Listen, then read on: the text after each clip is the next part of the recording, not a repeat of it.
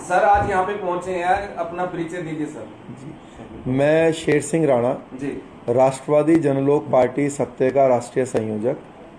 हम लोग 5 राज्यों में हमारी पार्टी ये काम करती है और हरियाणा के अंदर जो है इनेलो से हमारा गठबंधन है, ओम प्रकाश चौटाला जी से। तो आदमपुर में आप सबको मालूम है कि उपचुनाव हो रहा है, 3 तारीख को वहाँ वोट डलने वाले हैं।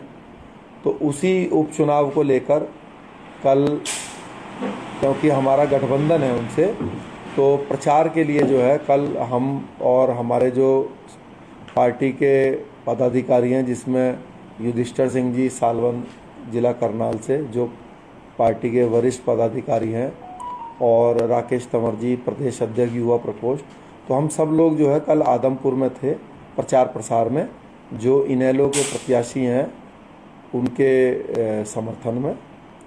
तो विश्वास है कि जीत होएगी, बाकी देखते हैं। सर आपके बारे में सुना है, अफगानिस्तान से आप पृथ्वीराज चौहान जी की जो है अस्थियां लेकर आए थे सर, थोड़ा सा इस बारे में बताएं। जी देखिए, सन 2004 में मैं किसी मुकदमे को लेकर सन 2001 से तिहाड़ जेल में था, और तिहाड़ जेल में रहने के दौरान मुझे ये पता चला कि जो हमारे आखिरी भारतीय सम्राट हैं पृथ्वीराज चौहान, उनकी जो समाधि है वो अफ़गानिस्तान में है, और पिछले 800 वर्षों से उनके ऊपर जूते चप्पल मार के उनकी समाधि के ऊपर रखकर उनका अपमान किया जाता है। तो जब ये बात पता चली तो बड़ा दुख हुआ मन को, क्योंकि जो सम्राट पृथ्वीराज चौहान है, चाहे देश का कोई किसी भी जाति या धर्म का व्यक्ति हो, वो हम सभी के महान पूर्वज थे। तो इस जानकारी होने के बाद जो है एक मन में ये निश्चय किया कि अफ़गानिस्तान जाना है और वहाँ से इस कलंक को ख़त्म करना है और उनकी मिट्टी, उनकी समाधि को वापस लेकर आना है। लेकिन उसमें सबसे बड़ी जो बाधा थी वो तिहाड़ जेल थी। तो सन 2004 में तिहाड़ जेल से मैं एस्केप हुआ, जो आज तक की हमारे भारत की सबसे बड़ी जेल एस्केपिंग मानी जाती है। फरार हो गया। हाँ, सन 2004 में। और सन 2004 में फरार होकर मैं बांग्लादेश गया, पहले बांग्लादेश से दुबई और फिर वहाँ से अफ़गानिस्तान पहुँचा। अफ़गानिस्तान पहुँचने पर जो शुरुआती जानकारी थी वो ये थी कि कंधार के पास उनकी समाधि है, क्योंकि जब कंधार हाईजैक प्लेन हुआ था हमारे देश का, तो तब ऐसी खबरें निकल के आई थी कि भाई कंधार में पृथ्वीराज चौहान जी की भी समाधि है। लेकिन जब मैं कंधार गया और वहाँ खोजबीन करी तो वहाँ पे ऐसा कुछ नहीं था। फिर उसके बाद मैं अफ़गानिस्तान के अनेक स्थानों पे गया, जिसमें गजनी गया, हेरात जो कि ईरान बॉर्डर पे पड़ता है वहाँ गया, काबुल के भी आसपास ढूंढा और अनेक शहरों और इलाकों में गया, लेकिन कुछ जानकारी प्राप्त नहीं हुई। करीब 1.5 महीने के प्रयास के बाद मुझे पता चला कि गजनी जो है उसके पास एक जगह है देयक, DEYAK, देयक।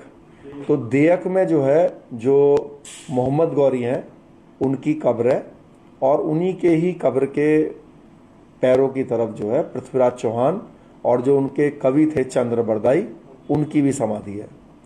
तो इस जानकारी के बाद मैं वहाँ पहुँचा और जैसा सुना था वैसा ही पाया। जूते चप्पल उनके, जो हमारे सम्राट पृथ्वीराज चौहान जी हैं, उनके ऊपर रखे हुए थे। फिर प्रयास किया कि भाई कैसे इसको खोद के वापस लाया जा सकता है।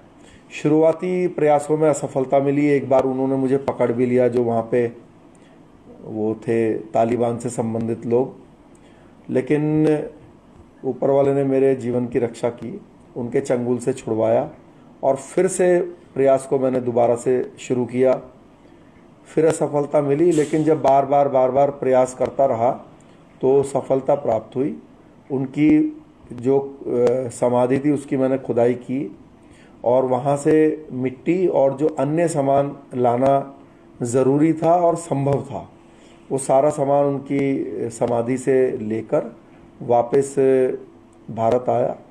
आने के बाद कुछ संगठन थे सामाजिक, उनके पास लाके वो सब चीज़ें सुपुर्द की और जो उनका मिट्टी जो मैं लाया वहाँ से, उसका जो कुछ अंश था उसमें से मैंने कलकत्ता में गंगा जी में प्रवाहित किया। और जो दूसरा हिस्सा था उसका जो है वो सामाजिक संगठन ने उत्तर प्रदेश में जिला मैनपुरी एक पड़ता है, वहाँ पे एक चबूतरे का निर्माण करा के उसमें मतलब एक स्मारक टाइप का बनवा दिया और वो सब सामान उसके अंदर रख दिया। इसके बाद जो है सन 2006 में जब ये कार्य मेरा पूरा संपन्न हो गया तो वापस मैं 2006 में दोबारा से सरेंडर करके जेल में वापस गया और करीब 13 साल वहाँ रहा। इस दौरान मैंने एक किताब लिखी वहीं जेल में रहने के दौरान, इस पूरी जर्नी पे, इस पूरी यात्रा पे, जिसका नाम है तिहाड़ से काबुल कंधार तक। ये किताब बेस्ट सेलर किताब बनी, इसको इंडिया टुडे ग्रुप ने पब्लिश किया और अब इस किताब के ऊपर जो है एक बॉलीवुड की मूवी बन रही है जिसका नाम जो है वो शेर सिंह राणा ही है। ये आपको अगले वर्ष सिनेमा हॉल में आने की उम्मीद है और इसमें जो विद्युत जामवाल हैं वो मेरा role as a Sher Singh Rana lead role करेंगे। क्या नाम है सर उनका? विद्युत जामवाल। विद्युत? हाँ, विद्युत जामवाल, उनकी तो कई फिल्में हैं, जैसे कमांडो है उनकी बहुत फेमस फिल्म जो है। सर आपने एक डाकू को मिट्टी मारा था जो कि डाकू से संसद बन गए थे, उसके बारे में बताएंगे? देखिए ये तो मैं इसमें तो मैं कुछ बोल नहीं सकता कि भाई मारा था या कि नहीं मारा था, लेकिन ये आरोप मुझ पे लगा जो डाकू से सांसद बनी फूलन देवी की हत्या का आरोप मेरे ऊपर लगा सन 2001 में और उसी केस में ही मैं जेल में था। कई लोग जैसे कि आपने प्रश्न भी किया और कई लोग भी प्रश्न करते हैं कि भाई जो फूलन है उनके साथ अत्याचार हुआ तो उन्होंने अपना बदला लिया था, तो उनको मारना गलत सही या क्या आपका विचार होता है? देखिए क्या है कि किसी की भी हत्या करना तो मुझे नहीं लगता कि कोई भी उसको जस्टिफाई करेगा, लेकिन जो फूलन देवी हैं उन्होंने जो है जो 20 लोग या 22 लोग जो मारे थे, वैसे तो फूलन ने 100 से ज़्यादा लोगों को मारा, लेकिन एक जो बेहमई कांड है जिसमें ये बताया जाता है कि भाई फूलन ने अपने रेप का बदला लेने के लिए उनको मारा, तो ये मैं आपसे गारंटी के साथ बता सकता हूँ कि कोई भी दुनिया में अगर ये साबित कर दे कि फूलन ने जिन लोगों को मारा था उनमें से कोई भी फूलन के बलात्कार में शामिल था या किसी भी प्रकार से फूलन के जीवन में उनका कोई रोल था, मरने वाले सभी लोग गांव के साधारण लोग थे, शरीफ लोग थे, किसान लोग थे, उसमें कुछ मजदूर भी थे और मरने वालों में सभी जाति और धर्म के लोग थे। ऐसा बताया जाता है कि भाई मरने वालों में सिर्फ राजपूत समाज के लोग थे, लेकिन ये बिल्कुल गलत है, क्योंकि अभी पीछे ये 3-4 महीने का मैं आपको जो है बता रहा हूँ कि 3-4 महीने में क्या हुआ है। अभी जो बेहमई कांड हुआ था फूलन के द्वारा वो 41 ईयर्स पहले हुआ था। पूरे देश में जो सबसे पुराना पेंडिंग केस है सेशन कोर्ट में, निचली अदालत में, वो फूलन के द्वारा ही जो मारे गए 20 लोग हैं उन्हीं का है। बेहमई कांड उसको बोलते हैं।